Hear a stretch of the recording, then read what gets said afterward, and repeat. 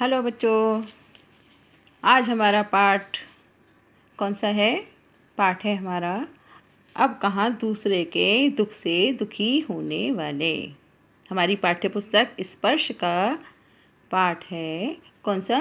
अब कहाँ दूसरे के दुख से दुखी होने वाले।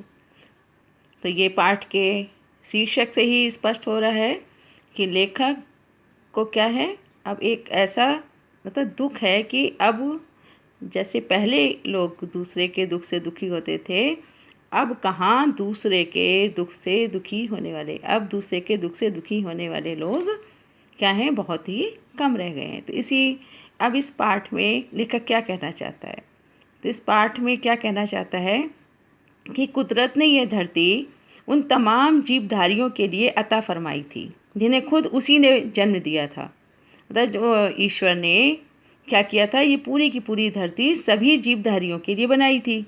लेकिन हुआ यह कि आदमी नाम के कुदरत के सबसे अजीम करिश्मे ने धीरे धीरे क्या किया, पूरी धरती क्या कर लिया, पूरी धरती को ही अपनी जागीर बना लिया और अन्य तमाम जीवधारियों को दरबदर कर दिया।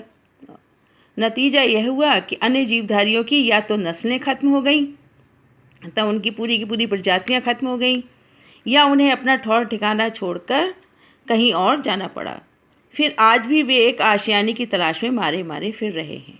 इतना भर हुआ रहा होता तब भी गनीमत होती, लेकिन आदमी नाम के इस जीव की सब कुछ समेट लेने की भूख यहीं पूरी नहीं हुई। अब वह अन्य प्राणियों को ही नहीं, खुद अपनी जात को भी, अपनी मनुष्य जात को भी, खुद मनुष्य होते हुए भी मनुष्य जात को भी बेदखल करने से जरा भी परहेज नहीं करता। और आलम यह है कि उसे ना तो किसी के सुख दुख की चिंता है, ना किसी को सहारा या सहयोग देने की मंशा ही।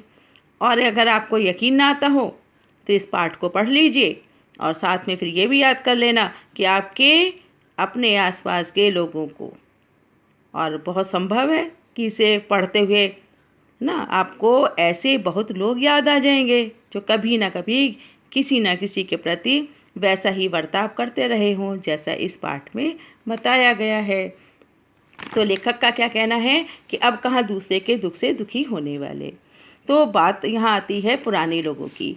तो पुराने लोगों में बाइबिल के सोलोमन, जिन्हें कुरान में सुलेमान कहा गया है, ईसा से 1025 वर्ष पूर्व एक बादशाह थे। कहा गया है कि वह केवल मानव जाति के ही राजा नहीं थे, वो केवल एक मानव जाति के राजा नहीं थे, सारे छोटे बड़े पशु पक्षी के भी हाकिम थे। हाकिम थे वो भी, उनके भी वो राजा थे।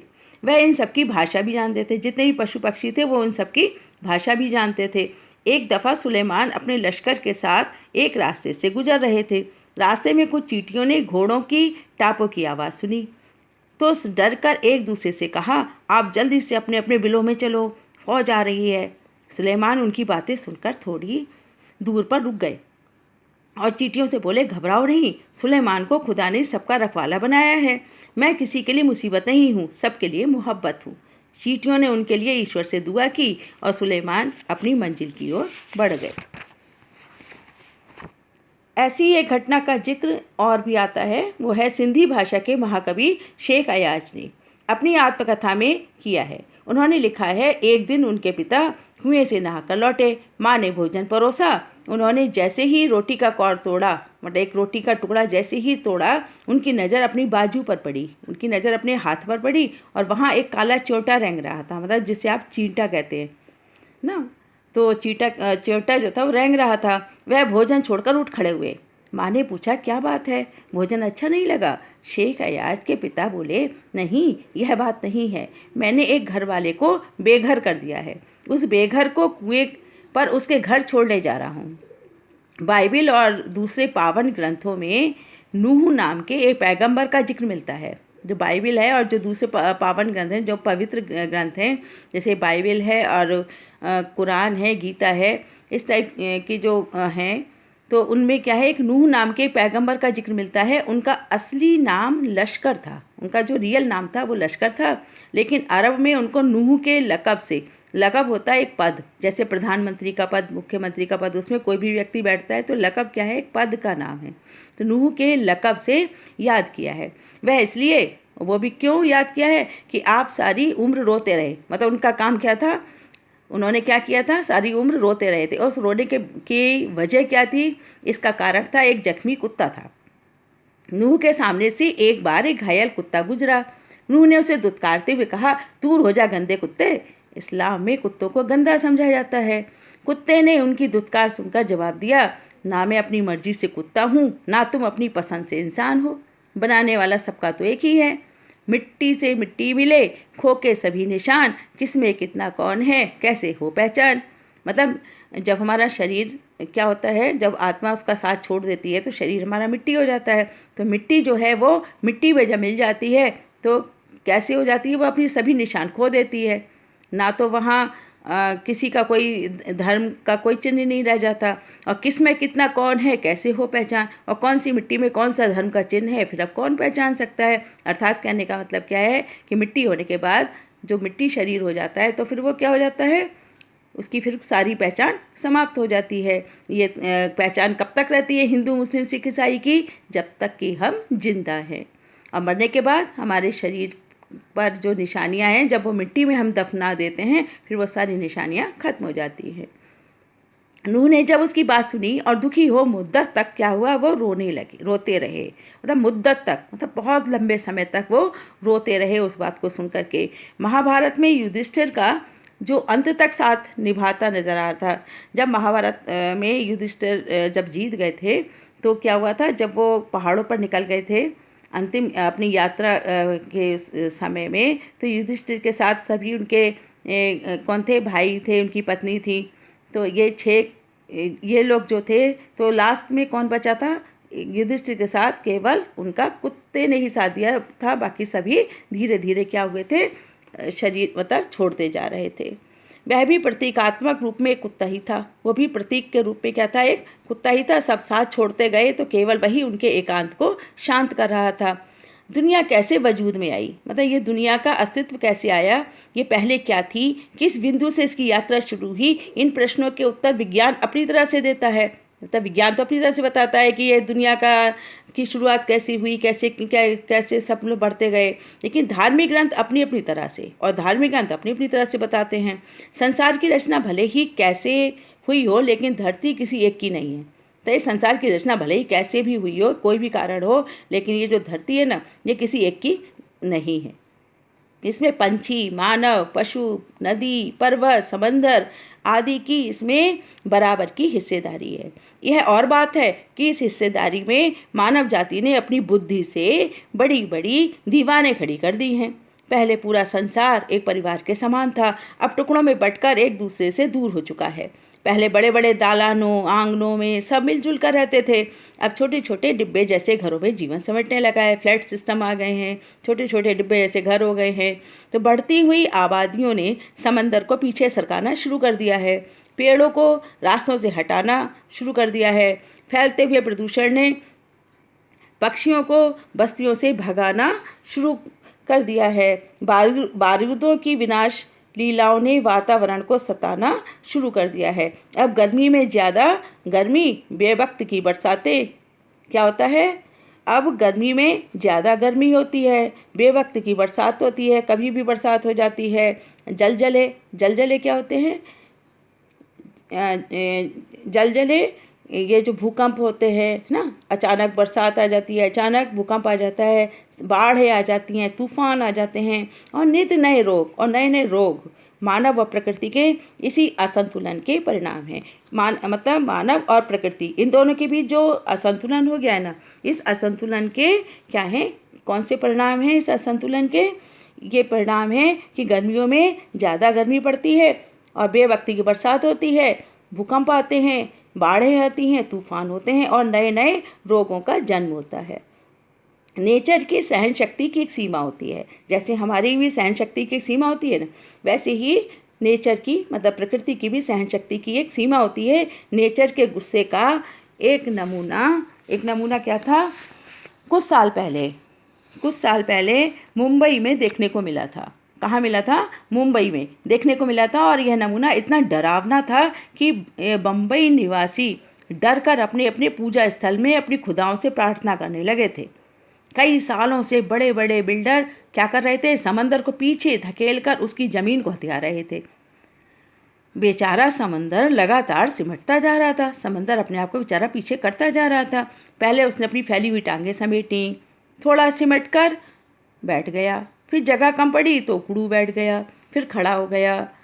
जब खड़े रहने की जगह कम पड़ी तो उसे गुस्सा आ गया। मतलब समुंदर को जब पीछे ढकेलते जा रहे थे बिल्डर लोग अपनी बिल्डिंगों के लिए, उसे और पीछे और पीछे और पीछे करते जा रहे थे, तो एक दिन समुंदर को भी क्या हो गया, गुस्सा आ गया।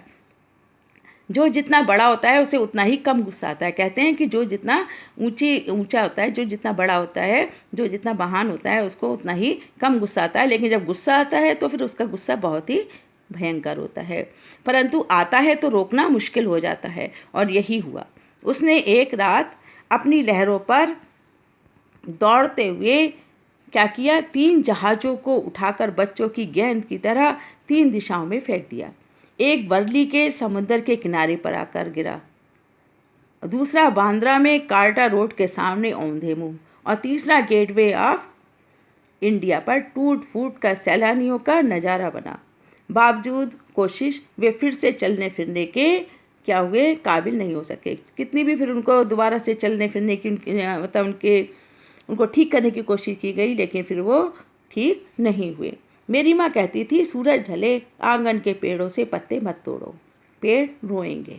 क्या कहती थी लेखक की माँ कि सूरज ढले, जब सूरज ढलता है ना, जिस समय ढल रहा होता है, सूरज अस्त हो रहा होता है, उस समय आंगन के पेड़ों से पत्ते मत तोड़ो, पेड़ क्या होंगे, रोएंगे। दिया बत्ती के वक्त फूलों को मत तोड़ो, और जब दिया बत्ती करते हैं उस समय फूलों को मत तोड़ो, फूल बद्दुआ देते हैं।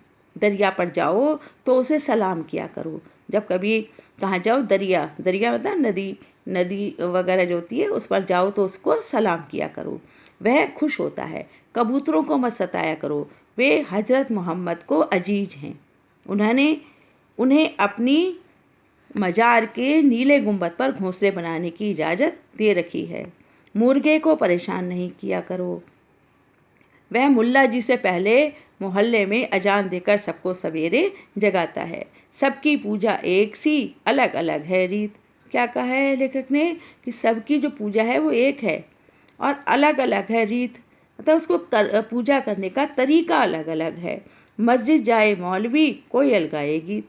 जिस तरह से मौलवी कहाँ जाते हैं, मस्जिद में जाते हैं, और कोयल क्या करती है, गीत गाती है। अब वो कह रहा, लेखक आके कह रहा है कि ग्वालियर में हमारा एक मकान था। उस मकान के दालान में 2 रोशनदान थे, जिसमें कबूतर के एक जोड़े ने घोंसला बना लिया था। एक बार बिल्ली ने उचक कर 2 में से 1 अंडा तोड़ दिया। मेरी माँ ने देखा तो उसे दुख हुआ। उसने स्टूल पर चढ़कर दूसरे अंडे को बचाने की कोशिश की, लेकिन इस कोशिश में उस दूसरा अंडा उसी के हाथ से गिरकर टूट गया। कबूतर परेशानी में इधर उधर फड़फड़ा रहे थे। उनकी आंखों में दुख देखकर मेरी माँ की आंखों में आंसू आ गए। इस गुनाह को खुदा से माफ़ कराने के लिए उसने पूरे दिन रोज़ा रखा। दिन भर कुछ खाया पिया नहीं, सिर्फ रोती रही और बार बार नमाज पढ़कर खुदा से इस गलती को मुआफ़ करने की दुआ मांगती रही। ग्वालियर से मुंबई की दूरी ने संसार को काफ़ी कुछ बदल दिया है। वर्सोवा में जहाँ आज मेरा घर है, वहाँ पहले दूर तक जंगल था, पेड़ थे, परिंदे थे और दूसरे जानवर थे। अब यहाँ समंदर के किनारे लंबी चौड़ी बस्ती बन गई है। इस बस्ती ने ना जाने कितने परिंदों चरिंदों से उनका घर छीन लिया है, क्योंकि जब पेड़ कट गए, जंगल समाप्त हो गए, तो उन पेड़ों पर, उन जंगलों में रहने वाले जो पक्षी थे, पशु थे, उन सब का क्या हो गया, घर छिन गया। इनमें से कुछ शहर छोड़कर चले गए हैं, जो नहीं जा सके हैं उन्होंने यहाँ वहाँ डेरा डाल लिया है। इनमें से 2 कबूतरों ने मेरे फ्लैट के एक मचान में घोंसला बना लिया है। बच्चे अभी छोटे हैं, उनके खिलाने पिलाने की जिम्मेदारी अभी बड़े कबूतरों की है। वे दिन में कई बार आते जाते हैं, और क्यों ना आए जाएं, आखिर उनका भी घर है। लेकिन उनके आने जाने से हमें परेशानी भी होती है। वे कभी कभी चीज़ को गिराकर तोड़ देते हैं, कभी मेरी लाइब्रेरी में घुसकर कबीर या मिर्ज़ा गालिब को सताने लगते हैं, अर्थात उनकी लिखी हुई जो पुस्तकें उनकी उसकी लाइब्रेरी में रखी थी ना मिर्ज़ा गालिब की, उनको गिरा देते हैं, उन पर बीट कर देते हैं, तो मतलब मिर्ज़ा गालिब को सताने लगते हैं। इस रोज़ रोज़ की परेशानी से तंग आकर मेरी पत्नी ने उस जगह जहाँ उनका आशियाना था एक जाली लगा दी। उनके बच्चों को दूसरी जगह कर दिया है। उनके आने की खिड़की को भी बंद किया जाने लगा है। खिड़की के बाहर अब दोनों कबूतर रात भर खामोश और उदास बैठे रहते हैं, मगर अब ना सोलोमेन हैं और ना उनकी जुबान को समझकर उनका दुख बांटे, ना मेरी माँ है जो इनके दुखों में सारी रात नमाजों में काटे। मतलब अब इस आज के इस युग में ना तो वो सोलोमेन है जिन्होंने चींटी की भी भाषा समझी थी, और ना ही आज मेरी माँ है जिसने एक कबूतर का अंडा टूट जाने पर क्या किया था, रोज़ा रखा था। उसके दुख में सारी रात क्या किया था, नमाज में काटती थी। तो नदियाँ सींचे खेत को, तोता कुतरे आम, सूरज ठेकेदार सा सबको बांटेगा। अब क्या हो गया है, नदियाँ सींचे खेत को, नदियाँ खेतों को सींचती हैं, और तोता क्या करता है, वो आम कुतरता है। सूरज ठेकेदार सा, सूरज तो जैसे ठेकेदार है, वो क्या कर रहा है, सबको अपना अपना काम बांट रहा है। तो ये हमारे पाठ का क्या हुआ, हमारा पाठ यहाँ समाप्त होता है। अब इस पाठ का जो सारांश है वो क्या है, आप सबकी समझ में आ गया होगा।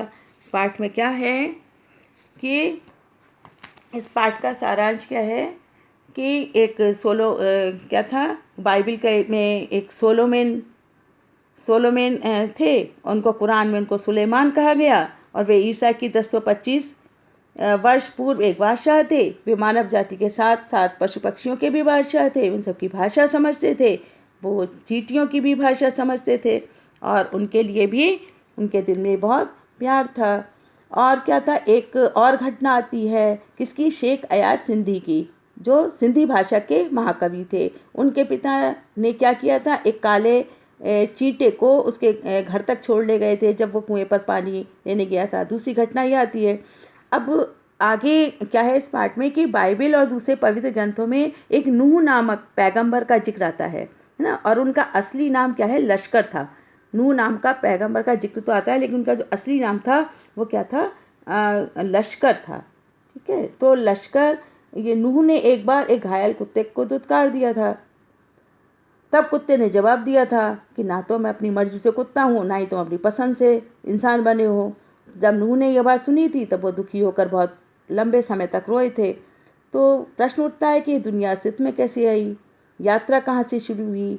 पर यह सच है कि सब धरती किसी एक की नहीं है। यहाँ पर क्या है, ये धरती सभी की है, सभी की बराबर की हिस्सेदारी है, लेकिन मनुष्य ने अपनी बुद्धि से क्या कर लिया है, जैसे सबको इस धरती से निकाल बाहर किया है, वही क्या बन गया है, धरती का एक तरह से शहंशाह बन गया है।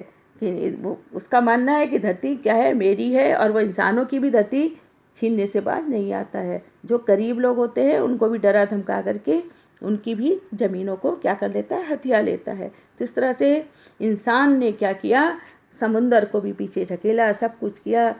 और इस तरह से क्या हुआ कि अब वो लेखक कह रहा है कि जिस समय पहले के जो लोग थे दूसरों के दुख में दुखी होते थे, आज वो इंसान शायद अब क्या है, नहीं रह गए हैं। ऐसे इंसानों की जो मात्रा है वो बहुत ही कम रह गई है। तो ये हुआ हमारे पाठ का सारांश, और पाठ का अर्थ आपकी समझ में आ गया होगा। बच्चों, अगर आपको ये समझ में आया हो, अच्छा लगा हो, तो पहले सब्सक्राइब करना, शेयर करना और लाइक करना।